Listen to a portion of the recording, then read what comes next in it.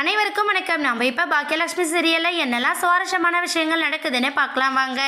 நம்ம ஜெனி செலியன் கிட்ட பேசிக்கிட்டு இருக்காங்க. என்னாச்சு செல்லியா, அங்கிளை பார்த்தியா, அங்கிளை பார்த்துட்டு வந்தனால தான் இவ்வளோ வருத்தப்படுறியா, என்ன ஆச்சு சொல்லு அப்படின்னு சொல்லிட்டு நம்ம ஜெனி கேட்க உடனே செலியன் இல்லை ஜெனி, நான் டேடி மேலே ரொம்ப நம்பிக்கையோடு இருந்தேன். அவர் எந்த அளவுக்கு டிப்டாப்பாக இருந்தாரோ இப்போ டோட்டலாக மாறி போயிட்டாரு. அது மட்டும் இல்லாமல் ஒயின் ஷாப் முன்னாடி குடிச்சிட்டு அந்த அக்கப்போர் பண்ணிக்கிட்டு இருக்காரு. வீட்டில் கொண்டு போய் விட்டுட்டு வரலான்னு போனால் அங்கே அவங்க அம்மா ஒரு பக்கம் நான் தான் அப்பாவுக்கு ட்ரிங்க்கை ஊற்றி கொடுத்துட்டு வந்த மாதிரி அவங்க பேசிட்டாங்க. எனக்கு மனசு ரொம்ப சரியில்லை அப்படிங்கிற மாதிரி செலியன் ரொம்ப ஃபீல் பண்ணி அழ ஆரம்பிச்சிடுறாங்க.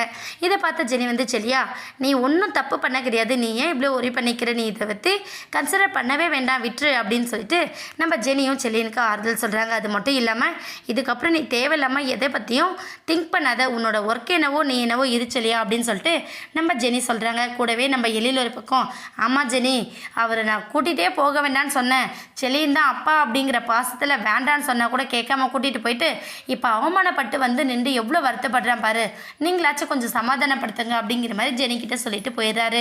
உடனே நம்ம அமிர்தா என்ன பண்ணான்னா, எங்கே அந்த அளவுக்கு ஒஸ்ட்டாக இருந்தாரா, ஏன் அவங்க வீட்டில் இருக்கிற யாருக்கும் அறிவில்லையா, அவர் இங்கே இருந்த வரையும் எப்படி சந்தோஷமாக தானே இருந்தார், இந்த வாழ்க்கையை வேண்டான்னு போனதுக்கப்புறம் தானே இவ்வளோ பெரிய பிரச்சனை வந்துச்சு.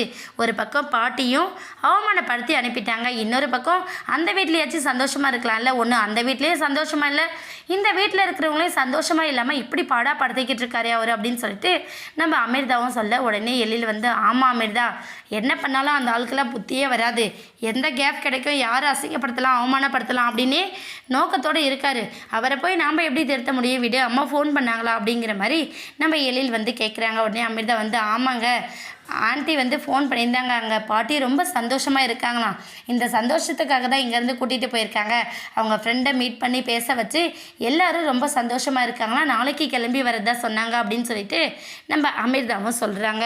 கூடிய சீக்கிரம் வீட்டுக்கு வந்ததுக்கப்புறம் இன்னொரு பிரச்சனையும் ஃபேஸ் பண்ண போகிறாங்க. ஏன்னா கோபி நர்கதியாக அவங்க யாரும் இல்லாமல் தனியாக நிற்க போகிறாரு. வெயிட் பண்ணி பார்க்கலாம். இந்த வீடியோ உங்களுக்கு பிடிச்சிருந்தா மறக்காமல் நம்ம சேனலை சப்ஸ்கிரைப் பண்ணுங்கள். தேங்க்யூ.